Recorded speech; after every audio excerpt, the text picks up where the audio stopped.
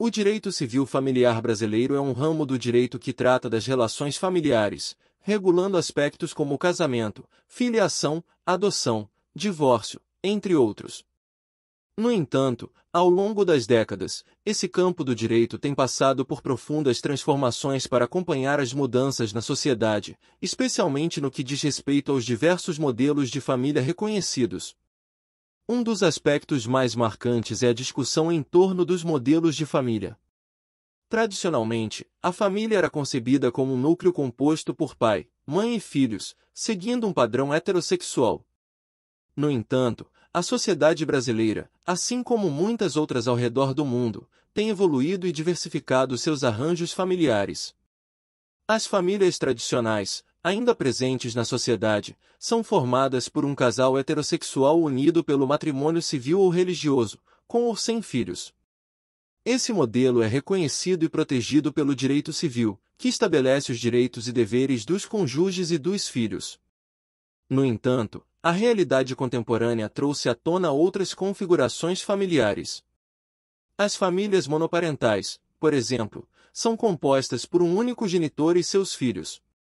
O direito civil garante a essas famílias os mesmos direitos e deveres previstos para as famílias tradicionais, assegurando o sustento e educação dos filhos. As famílias homoafetivas, formadas por casais do mesmo sexo, representam uma das maiores transformações no direito civil familiar brasileiro. A luta pela igualdade de direitos levou à equiparação das uniões homoafetivas às uniões heterossexuais, concedendo aos casais do mesmo sexo o direito ao casamento civil, à adoção e a todos os benefícios previstos para as famílias tradicionais. Outro modelo de família que ganhou destaque é o das famílias reconstruídas, também conhecidas como famílias recompostas. Essas famílias surgem quando pais divorciados ou viúvos formam novos relacionamentos e combinam seus filhos em um novo núcleo familiar. O direito civil estabelece regras específicas para a convivência e a guarda dos filhos nessas situações, visando proteger o interesse das crianças envolvidas. Além disso, é importante destacar que o direito civil familiar também reconhece a paternidade socioafetiva, ou seja, a relação de pai e filho que se estabelece independentemente dos laços biológicos. Isso significa que, em algumas situações, um indivíduo pode ser considerado pai ou mãe legal de uma criança com base no afeto e na convivência, mesmo que não haja parentesco consanguíneo. Em resumo, o direito civil familiar brasileiro evoluiu consideravelmente para reconhecer e proteger os diversos modelos de família presentes na sociedade contemporânea. Essa evolução reflete a importância de garantir igualdade de direitos e oportunidades a todas as formas de família, promovendo o bem-estar e a felicidade das pessoas envolvidas, especialmente das crianças. O processo de habilitação para o casamento é uma etapa fundamental no direito civil familiar brasileiro, que estabelece os requisitos legais para que um casal possa oficializar sua união por meio do casamento civil. Esse procedimento visa garantir que a união seja realizada de acordo com as normas estabelecidas pela lei, assegurando a validade e a legalidade do matrimônio. Para iniciar o processo de habilitação, os noivos devem comparecer a um cartório de registro civil de sua escolha. É importante destacar que o casamento civil é diferente do religioso, e a habilitação refere-se especificamente à cerimônia civil. Portanto, mesmo que o casal planeje realizar uma cerimônia religiosa, o casamento civil é um requisito legal. No momento da habilitação, os noivos devem apresentar uma série de documentos pessoais, que podem variar de acordo com o Estado brasileiro, mas geralmente incluem um documento de identidade, RG ou CNH. 2. Certidão de nascimento original ou autenticada. 3. Comprovante de residência. 4. Declaração de estado civil, informando se são solteiros, divorciados, viúvos ou separados judicialmente.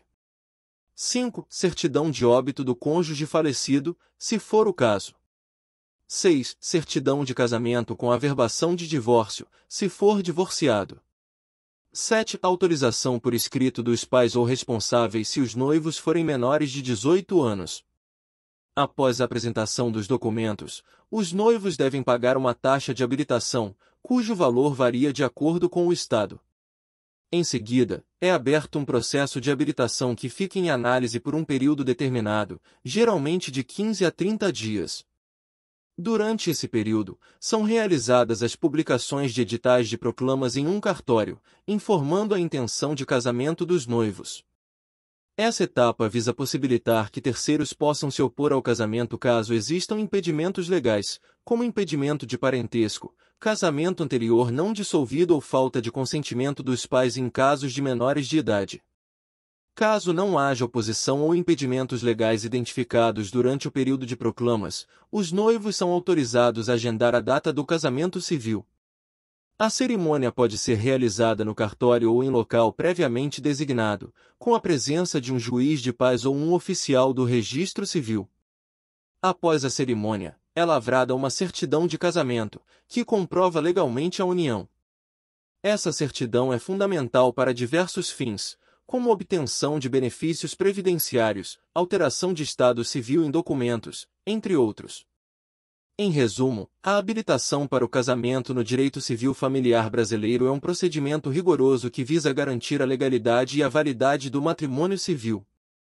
Envolve a apresentação de documentos pessoais, a publicação de proclamas, a análise de possíveis impedimentos e a realização da cerimônia civil. É um passo importante para a oficialização de uma união perante a lei. O casamento é uma instituição fundamental no direito civil familiar brasileiro, regido por um conjunto de regras e requisitos que visam garantir a validade e a legalidade das uniões matrimoniais. Vamos explorar detalhadamente os aspectos relacionados ao casamento, incluindo impedimentos, causas de anulação e divórcio. Para celebrar o casamento, os noivos devem atender a uma série de requisitos. Primeiramente, devem ser maiores de 16 anos. Para os menores de 18 anos, é necessária a autorização dos pais ou responsáveis legais. Além disso, não podem estar sob os efeitos de qualquer impedimento legal. Os impedimentos são restrições legais que proíbem a realização do casamento em determinadas situações. Alguns exemplos de impedimentos são o parentesco em linha reta, como pais e filhos, e o parentesco por afinidade em linha reta, como sogro e nora. Também é impedido o casamento entre irmãos, tios e sobrinhos, entre outros parentescos específicos. Caso os noivos se encontrem em uma dessas situações, o casamento não poderá ser celebrado. Além dos impedimentos, existem causas de anulação do casamento. A anulação ocorre quando o matrimônio é considerado nulo desde o início, ou seja, como se nunca tivesse existido. Algumas causas de anulação incluem o casamento de menores de 16 anos sem a devida autorização legal, casamento de pessoas já casadas, bigamia, casamento por coação ou fraude, entre outras. Quando uma dessas circunstâncias é identificada, o casamento pode ser anulado mediante ação judicial. Quanto ao divórcio, o direito civil familiar brasileiro prevê a sua possibilidade. No Brasil, o divórcio pode ser obtido de forma extrajudicial, em cartório, quando não há filhos menores ou incapazes do casal, ou de forma judicial, quando há filhos menores ou quando o casal não entra em acordo sobre a partilha de bens ou pensão alimentícia. O divórcio põe fim ao casamento civil, permitindo que os ex-cônjuges possam contrair novas uniões matrimoniais. É importante destacar que o divórcio, ao contrário da anulação, não invalida o casamento retroativamente. Ele encerra a relação matrimonial a partir da data da sentença, mas reconhece a validade do casamento até aquele momento. Em resumo, o casamento no direito civil familiar brasileiro envolve a observância de requisitos legais, a verificação de impedimentos, a possibilidade de anulação em casos específicos e a viabilidade do divórcio para o término do matrimônio. São normas que visam garantir a proteção dos direitos e interesses das partes envolvidas, bem como a legalidade das uniões conjugais no país. A união estável é uma importante instituição reconhecida pelo direito civil familiar brasileiro, que regulamenta as relações de casais que vivem juntos como se casados fossem, mas optam por não formalizar o matrimônio. Esse reconhecimento legal visa garantir direitos e proteção para as pessoas envolvidas nesse tipo de relacionamento, equiparando, em muitos aspectos, ao casamento civil. Para que uma união seja considerada estável, é necessário que alguns requisitos sejam atendidos. Em primeiro lugar, deve haver a convivência pública, contínua e duradoura entre o casal, caracterizada pelo objetivo de constituir família. Essa convivência deve ser estabelecida de forma livre, ou seja, sem vícios que a tornem nula ou anulável, como a coação. A não formalização por meio do casamento civil não impede que a união estável seja reconhecida como uma entidade familiar perante a lei. Isso significa que, em termos legais, a união estável possui diversos direitos e obrigações semelhantes às do casamento. Um dos principais direitos diz respeito à partilha de bens adquiridos durante o período da união estável, que segue regras semelhantes às do regime de comunhão parcial de bens do casamento civil. Portanto, os bens adquiridos durante a união estável são considerados comuns, a menos que haja um contrato de convivência estabelecendo um regime diferente. A união estável também confere direitos previdenciários, como a possibilidade de o companheiro ou companheira ser dependente para fins de recebimento de pensão por morte. Além disso, os parceiros em união estável têm direitos sucessórios, ou seja, podem herdar bens um do outro em caso de falecimento, desde que não haja descendentes em comum. Quanto à dissolução da união estável, ela pode ocorrer de forma amigável, por mútuo consentimento, ou judicialmente, caso as partes não cheguem a um acordo. A separação de corpos não é necessária para o término da união estável, basta que haja vontade de um dos parceiros em dar fim ao relacionamento. Com o término, a partilha de bens e a questão da pensão alimentícia podem ser discutidas, se aplicável. Em resumo, a união estável é uma importante figura do direito civil familiar brasileiro que reconhece e protege as relações de casais que vivem juntos como se casados fossem, mas optam por não formalizar o matrimônio. Ela proporciona direitos e obrigações similares às do casamento, garantindo proteção legal para as partes envolvidas, seus bens e suas famílias. O direito civil familiar brasileiro estabelece as bases para a compreensão e regulamentação das relações familiares, incluindo os aspectos do parentesco, que é um dos pilares fundamentais desse campo do direito. O parentesco é dividido em duas categorias principais: parentesco por consanguinidade e parentesco por afinidade. O parentesco por consanguinidade é aquele que decorre dos laços de sangue, ou seja, da descendência e ascendência entre as pessoas. Ele se estabelece pela ligação biológica entre os indivíduos.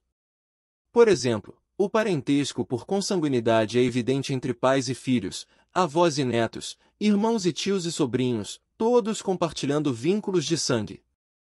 Os direitos e deveres decorrentes do parentesco por consanguinidade são fundamentais para o direito civil familiar. Pais têm o dever de cuidar, sustentar e educar seus filhos, enquanto os filhos têm o dever de respeitar e prestar assistência aos pais quando necessário. O parentesco consanguíneo também tem implicações em questões como herança, sucessão e direitos previdenciários. Por outro lado, o parentesco por afinidade não está relacionado ao sangue, mas sim ao casamento ou união estável. Esse tipo de parentesco ocorre entre um dos cônjuges ou companheiros e os parentes do outro. Por exemplo, quando um homem se casa com uma mulher, ele estabelece um parentesco por afinidade com os parentes dela, e vice-versa. Os direitos e deveres decorrentes do parentesco por afinidade também são importantes. Eles englobam a obrigação de respeito e assistência entre os cônjuges ou companheiros e seus parentes por afinidade. Isso significa que, em situações como o divórcio, os ex-cônjuges continuam a ter obrigações de respeito e, em alguns casos, de assistência em relação aos parentes do ex-parceiro, especialmente se houver filhos envolvidos. O direito civil familiar brasileiro prevê, ainda, outras nuances de parentesco, como o parentesco civil, que se estabelece em casos de adoção, e o parentesco por adoção, que é reconhecido de forma legal e concede os mesmos direitos e deveres que o parentesco por consanguinidade. Em resumo, o parentesco é um conceito fundamental no direito civil familiar brasileiro, abrangendo tanto o parentesco por consanguinidade, baseado em laços de sangue, quanto o parentesco por afinidade, relacionado ao casamento ou união estável. Esses laços familiares têm implicações legais significativas, incluindo direitos e deveres, especialmente em questões de herança, sucessão e proteção da família. O direito civil familiar brasileiro dedica uma parte significativa de suas normas ao tema da filiação, que diz respeito ao estabelecimento legal da relação entre pais e filhos. As regras sobre filiação abrangem diversas situações, desde o reconhecimento de filhos biológicos até a adoção e a investigação de paternidade. O reconhecimento de filhos biológicos é um meio pelo qual um pai ou uma mãe legalmente reconhece um filho como seu.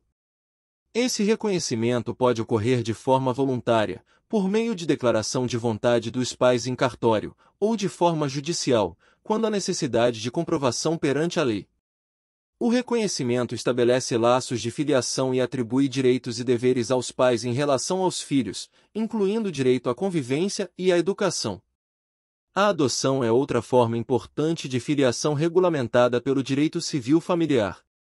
Ela permite que indivíduos ou casais assumam legalmente a responsabilidade de criar e educar uma criança como seu filho. A adoção é um processo complexo e rigorosamente monitorado pelo sistema legal, visando garantir o bem-estar da criança. Os adotantes devem atender a uma série de requisitos, como idade mínima, estabilidade emocional e financeira, entre outros. Após a adoção, os adotantes têm os mesmos direitos e deveres que os pais biológicos, e a criança adotada passa a fazer parte da família de forma plena. A filiação também tem impacto direto em questões de herança e sucessão. Os filhos têm direitos legais sobre os bens dos pais, seja por herança em caso de falecimento dos genitores ou por doações durante a vida. O direito civil familiar estabelece regras específicas sobre a ordem de sucessão e a divisão dos bens entre os herdeiros. A investigação de paternidade é um aspecto relevante da filiação quando há dúvidas sobre a identidade do pai biológico de uma criança. Isso pode ocorrer em situações de conflito ou quando o pai se recusa a reconhecer a paternidade. A lei brasileira permite que a investigação de paternidade seja realizada por meio de exames de DNA, que podem fornecer evidências conclusivas sobre a filiação biológica.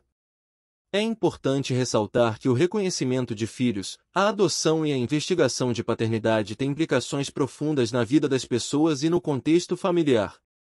O direito civil familiar visa garantir que esses processos ocorram de forma justa e equitativa, protegendo os direitos das crianças e estabelecendo as bases para relacionamentos familiares saudáveis e seguros.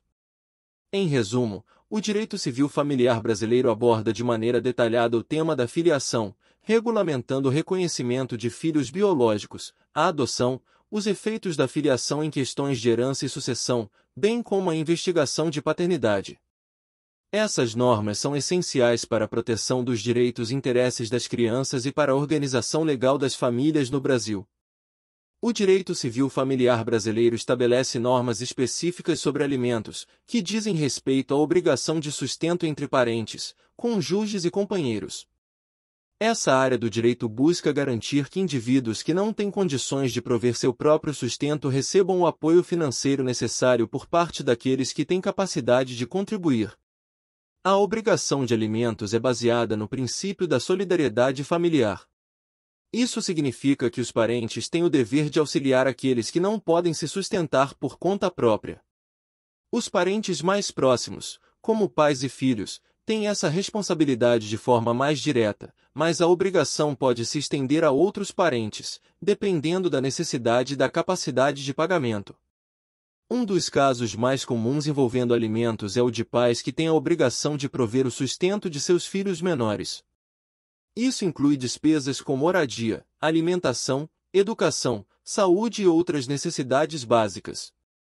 O genitor que não detém a guarda da criança geralmente é responsável por pagar uma pensão alimentícia ao genitor que detém a guarda, contribuindo para o bem-estar da criança. No caso de cônjuges ou companheiros, a obrigação de alimentos pode surgir em situações de separação ou divórcio. Quando um dos cônjuges ou companheiros não possui meios de subsistência próprios e o outro tem a capacidade financeira de contribuir, o tribunal pode determinar o pagamento de uma pensão alimentícia para garantir que a parte menos favorecida tenha as condições mínimas para sua subsistência. A fixação e a revisão das pensões alimentícias são processos que ocorrem judicialmente, quando não há acordo entre as partes. Para determinar o valor da pensão, o juiz leva em consideração diversos fatores, como a necessidade do alimentado, a capacidade de pagamento do alimentante, a idade e as condições de saúde dos filhos, além de outros aspectos específicos de cada caso. A revisão da pensão alimentícia pode ocorrer quando há mudanças nas circunstâncias financeiras de uma das partes.